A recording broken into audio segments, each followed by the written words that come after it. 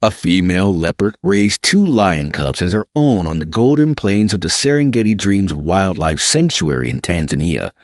This was one of nature's most amazing miracles. But what happened when these cubs grew up to be strong adult lions went against everything we know about natural instinct and the rules of the wild? This amazing story changes everything we thought we knew about how animals act and how strong bonds can be when they form in the strangest ways. If you want to make sure you don't miss any of our amazing wildlife stories, please click the bell icon and hit the like button before we leave on this amazing journey. At 4:45 in the morning, Sarah Wilson's satellite phone rang. The sun had just begun to rise over the acacia trees that surround the Serengeti Dreams Wildlife Sanctuary. Sarah had spent her whole life protecting wildlife in Tanzania. She created a 5,000-acre sanctuary, which was both a rehabilitation center and a safe place for animals to live. The lines on her worn-out face showed that she had been through a lot of rescues, heartbreaks, and sometimes miracles. Her phone didn't usually ring this early unless something really important was going on. "Sarah, it's Mwamba at the northern checkpoint," an urgent voice said. "Poachers. We caught them trying to transport lion cubs across the border. Their mother." He lost his voice. Sarah's heart sank as she held the phone and heard the words, "didn't make it." Another victim of the illegal trade in wildlife that was still a problem in the area, even though people were trying to stop it. "How many cubs?" she asked, already working out how much space and food she would need. "Two twins, I think. One male, one female, no more than 3 weeks old. They're refusing to feed, Sarah. Both of them. The vet says they're fading fast." After 40 minutes, Sarah stood in the clinic of the sanctuary and looked down at two small, tawny bundles. She could fit all of them in the palm of her hand. Their tiny bodies were shaking with fear and hunger, and their eyes were barely open. The female had a dark spot of fur around her right eye that made her stand out. The male was a bit bigger and had ears with dark tips that were not like the rest of his ears. Their sad meowing could be heard in the still morning air. Sarah held out one finger and gently stroked the female cub. She backed away and hissed weakly. Sarah and her team tried everything they knew for 3 days. Bottle feeding was turned down.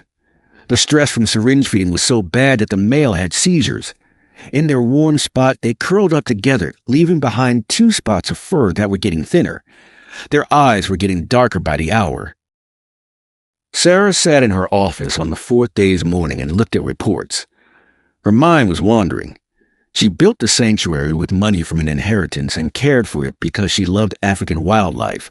But times like these, when she felt helpless in the face of nature's cruelty and people's greed, made her question everything. She looked over at the outdoor enclosure that she could see from her window. Another leopard named Zara was lying on a raised platform. She had been at the sanctuary for 2 years. She was saved from a poacher's trap. But her left rear leg had never fully healed, so she could never go back to the wild. Zara had gotten used to life in the sanctuary well, but she still kept her wild side and avoided people. Zara's behavior has changed lately. Sarah saw her licking and carrying a log around her enclosure to keep it safe. The vet at the sanctuary confirmed what Sarah thought. Zara was having a false pregnancy, which happens a lot to big cats that are kept as pets. Her body thought she was pregnant, so it made her act like a mother even though there were no cubs. Sarah had a strong thought as she watched Zara carefully care for her log. Cross-species adoption had happened in the wild a few times, but only between species that were closely related. But leopards and lions were very bad friends. However, Sarah had a feeling that Zara's current hormonal state might present a unique chance. It was a crazy and even dangerous idea. There is no way for leopards and lions to get along in the wild. Pantheras often lose their prey to lion prides and are even killed by them. Even a leopard that likes to care for young animals would usually see lion cubs as a threat and not as possible adoptive parents. Still, the cubs would die if nothing was done. Normal ways of doing things had not worked. Why would they want to lose? Sarah spent the next hour setting up a neutral meeting space. It was a small, safe room next to the area where the lion cubs were kept in quarantine. She set up several cameras to watch from every angle and got emergency gear ready in case something went wrong. As she carefully picked up the female cub and wrapped it in a soft blanket, her heart was racing. Zara was the first one brought into the meeting room. She paced nervously in the new place, her tail twitching to show that she was clearly not comfortable. Zara froze and tensed her whole body when Sarah walked in with the little lion cub. Sarah held her breath, ready to run away at the first sign of trouble. Zara opened her nose wide when she smelt the lion cub. Her ears got a little flatter, which was a red flag. Sarah did not move at all, and the lion cub in her hands made small sounds of distress. Zara's posture loosened up after what seemed like a long time. She walked up slowly, her tail down but not threatening, and she was careful. Zara stretched her neck forward as she got closer to Sarah and sniffed a small package. Her whiskers moved as she did this. The female cub was too weak to fight back, so she meowed in pain. Sarah would never forget what happened next. Zara made a soft huffing sound, which is what leopard moms do when they are with their cubs. She began to lick the lion cub's head gently, using her rough tongue to care for the little animal. Instead of running away like she did when a person touched her, the lion cub stood still. After being careful with the lion cub for a few minutes, Sarah put it on a soft blanket on the floor slowly. Zara curled up around the little lion right away and kept grooming her. Instantaneously, things changed. People tried to help the lion cub, but it turned away from them and towards Zara's fur for warmth and comfort. Sarah slowly moved away, but she never took her eyes off of them. A few minutes later, she came back with the male cub, and a miracle happened again. Zara also took him in, and she wrapped both lion cubs in her spotted fur like they were her own. That night, Sarah stayed in the room next to Zara and the cubs, which was an observation room. Animal behaviorists might say it's impossible to see, but she saw a female leopard lovingly caring for two lion cubs, and the cubs accepting the leopard as their mother while nursing from her. By morning, Sarah had put a scented bottle of milk next to the little female cub, which she named Leona because she looked so much like a lion. The man, whose name is now Leo, did the same thing. Sarah watched Zara care for the two lion cubs with great care, grooming them and responding right away to their cries on the screens. After a week, the change was truly amazing. Leo and Leona had put on weight and were starting to look around with the childlike wonder of kids. Zara always kept an eye on them and would pick them up by the scruff if they got too far away. She also put her body between the cubs and any people who came close. Sarah kept careful records of everything by taking pictures and videos and writing down every detail about their growth. This adoption of a pet from another species was unlike anything she had seen in her long career, and she knew that it could be useful for wildlife rehabilitation. It had been a month since the lion cub's last meal, which was mashed meat. They still slept curled up against Zara's warm body every night. Their games started to look and act more like cats, with favorites like stalking, pouncing, and climbing. Zara patiently watched everything with the care of a mother. She sometimes joined in their games, but mostly she was a safe place for them to go when they were feeling tired or uncertain. Sarah stood with a smile on her face and looked at the strange family through the observation window. The ability to adapt to get around problems and make new connections might be the most natural thing about nature, even if it's not what we expect. Sarah was excited to see how Zara, Leo, and Leona's story would go as they changed the rules. But as the lion cubs got bigger, Sarah couldn't help but wonder what would happen when their wild instincts kicked in. Would this bond be strong enough to last through millions of years of genetic programming when they turned into strong adult lions? Time would tell, and Sarah knew the story was just getting started. At the Serengeti Dreams Sanctuary, time went by very quickly. There was no longer anything small and fragile about Leo and Leona. At 6 months old, they were strong young lions. Their golden fur sparkled in the African sun, and you could see muscles starting to show through. Sarah had made the family's enclosure a whole acre big, with tall savanna grass, worn-down boulders, and a few lone acacia trees. It was a tiny version of the natural environment where they would have grown up. Sarah watched for hours every morning through the hidden camera system. What she saw kept challenging every scientific theory about how big cats behave. Zara did more than just take care of the two lion cubs. She taught them how to be lions instead of leopards. She's changing the way she teaches to fit their species, Sarah said, her voice still full of wonder. Zara showed them how to sneak through the grass instead of climbing. She taught them to work together while hunting, which goes against a leopard's natural tendency to hunt alone. Every morning, Zara would gently lick her kids' faces to wake them up, and then she would lead them to the food Sarah had prepared. Leopards and lions are fierce enemies in the wild, but Zara always let Leo and Leona eat first, which is something that not even real lion mothers do. Lessons came after breakfast. Zara taught the two lion cubs how to read the wind, how to move without making noise, and most importantly, how to wait patiently, which is a golden skill that leopards have but that wild lions don't always have. Sarah had put fake prey in the enclosure, and Zara led Leo and Leona to it. They would sometimes lie still for hours, waiting for the right time. It was time to play after lessons. Leo and Leona fought in the grass, and Zara would sometimes join in. Zara was very patient and let the lion cubs tackle her, acting like she lost each fight. This was good practice for the young lions to learn how to be predators. It was scary for Sarah as Leo and Leona continued to grow, though.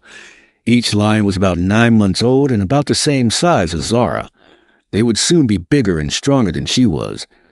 People from all over the world who had been following Sarah's research started to say that something bad was going to happen. In an email, a German biologist said, "This is an interesting experiment, but nature will win. Once the lions reach sexual maturity, hunting and territorial instincts will overcome any bonds formed in childhood.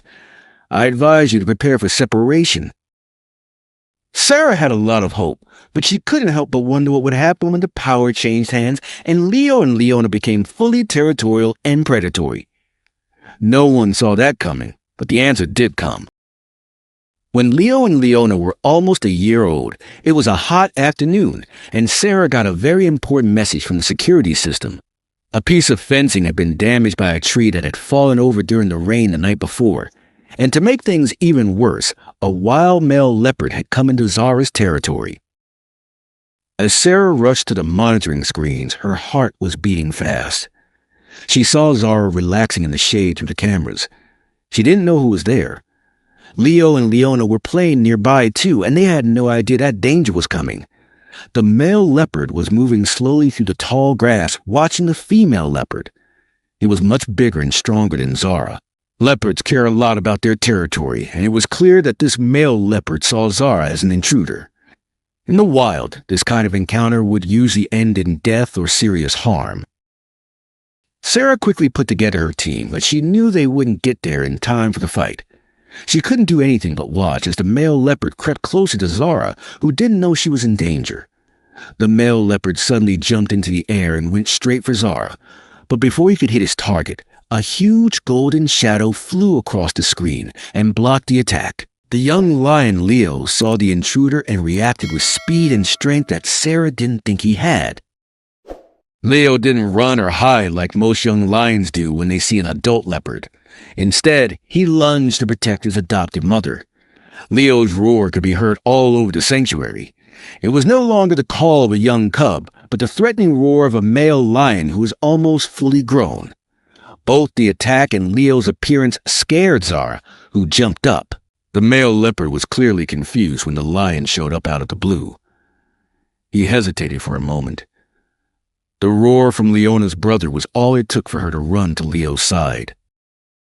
Now, the male leopard had to deal with not one but 2 young lions, both of which were bigger than him and were defending Zara with incredible fierceness. Sarah kept her breath while she watched what went on. The male leopard didn't attack. Instead, he slowly moved away, putting his need to stay alive ahead of his desire to defend his territory. He let out one last growl and then turned and ran into the tall grass towards a hole in the fence. What really shocked Sarah wasn't that Leo and Leona had gotten rid of the stranger. It was what took place after that. When the danger was over, the 2 lions did not act mean or dominant towards Zara, as experts had said they would. Instead, they went back to her and licked her face and rubbed their heads against her in a loving way. Sarah had seen something impossible. 2 almost adult lions had not only gone against their natural instincts to live with a leopard, but they also looked out for her because they thought she was an important part of their pride. Not as a possible victim. No, not as a rival, but as family, Sarah said in a low voice into her recording device as she watched on. The event in question was a turning point. Sarah saw a change in the way Zara and the 2 young lions interacted over the next few weeks. Meanwhile, Zara continued to be the main carer, and Leo and Leona became more protective. They started walking around their shared space and growling at anyone who got too close, even keepers they had trusted before. Experts think this was only temporary. A well-known biologist wrote to Zara, "Consider it a transition. Soon their true instincts will show.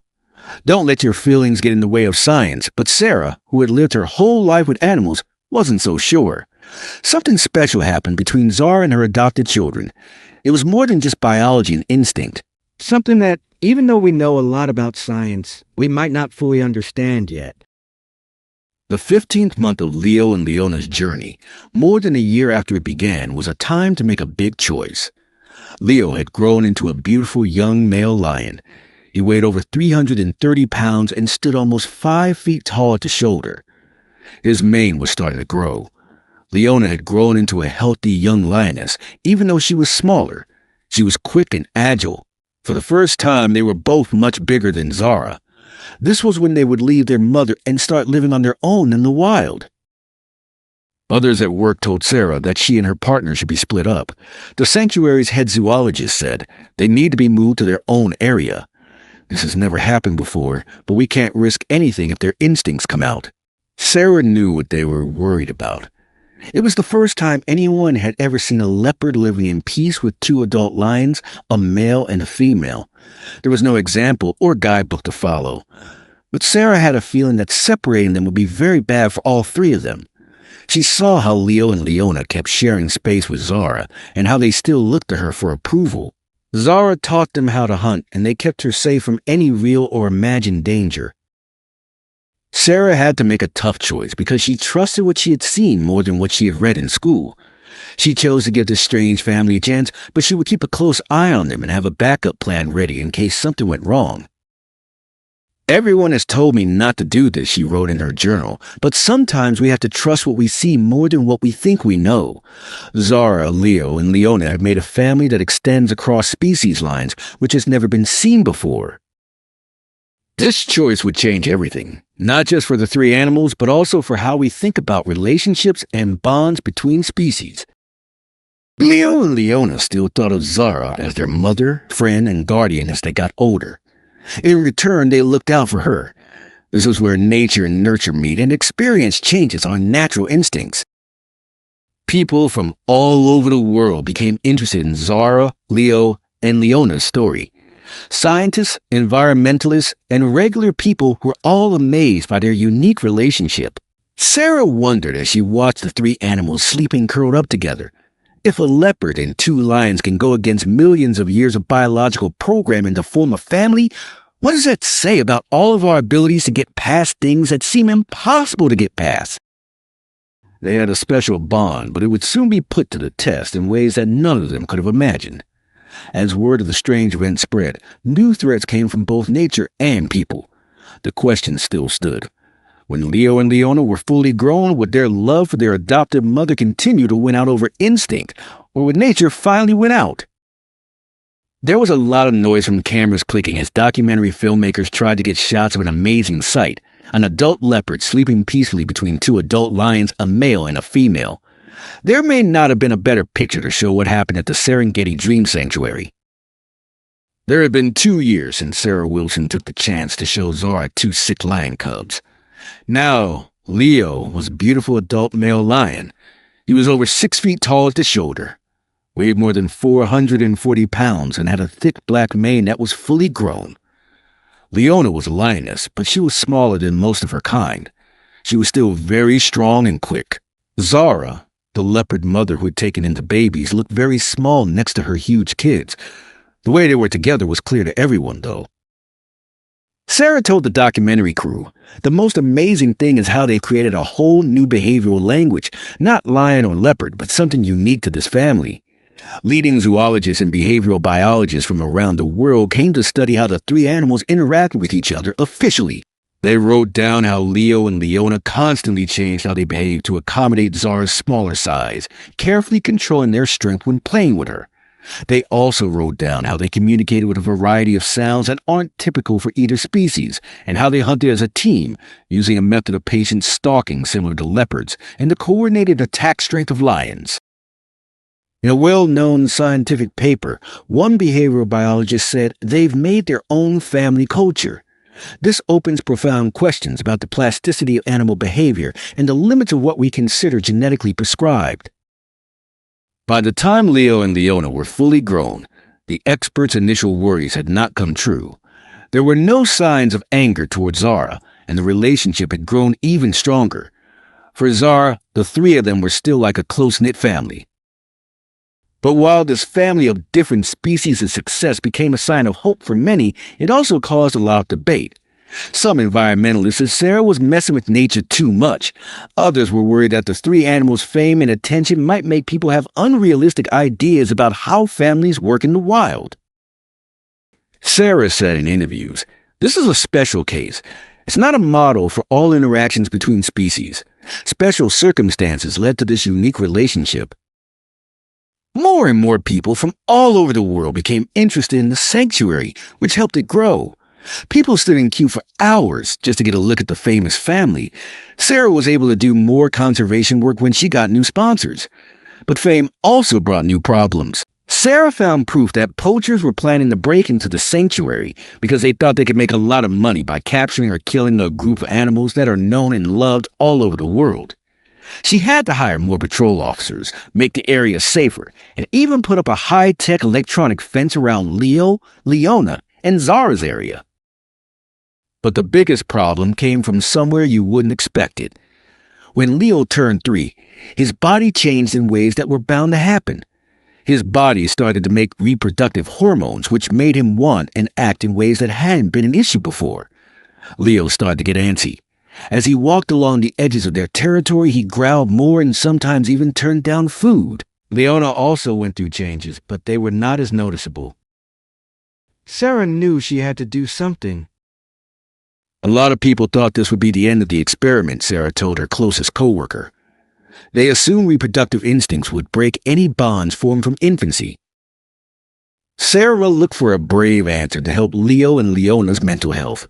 She started taking them on short trips to nearby parts of the sanctuary where other lions were kept. Even though these interactions were very carefully planned, they let Leo and Leona meet people like them while still staying connected with Zara. The program did even better than expected. Leo could play with other male lions, letting out his need to be dominant and protect his territory. Leona made friends with 2 young lionesses and learned things from them about how lionesses act around each other that Zara couldn't teach her. Every night, they both went back to Zara to find the safety and comfort that only their adoptive mother could give. Sarah said they're developing 2 identities, both as lions and as members of an interspecies family. This challenges everything we understand about animal identity and behavior. 3 years after Zara took care of Leo and Leona, on their 4th birthday, Sarah planned a special event at the sanctuary. Scientists, animal lovers, and supporters from all over the world came together to see one of the most amazing experiments on animal behavior ever recorded. There was a special spot where people could watch these 3 amazing animals interact, play, and hunt together. They also showed off their amazing bond. Zara led Leo and Leona on a demonstration hunt at one very moving moment. The 3 animals worked together very well, with Zara planning the attack from above, while Leo and Leona carried it out. When the hunt ended with a specially made dummy prey, all 3 of them shared the spoils in a clear ritual. Zara ate first, which is very different from how lion prides and leopard groups usually do things. "What we're witnessing here," Sarah said to the crowd, "isn't just a quirk of nature. It's evidence of the incredible flexibility of the animal mind, of their capacity to transcend instinct and form connections beyond the boundaries of species." In 2022, this strange family is still living together, which goes against all scientific and common sense. Leo and Leona are fully grown lions now that they are 6 years old. Zara is 10 years old and still healthy and active, even though she is getting older. Sarah wrote in her book that their story challenges everything we thought we knew about animal behavior.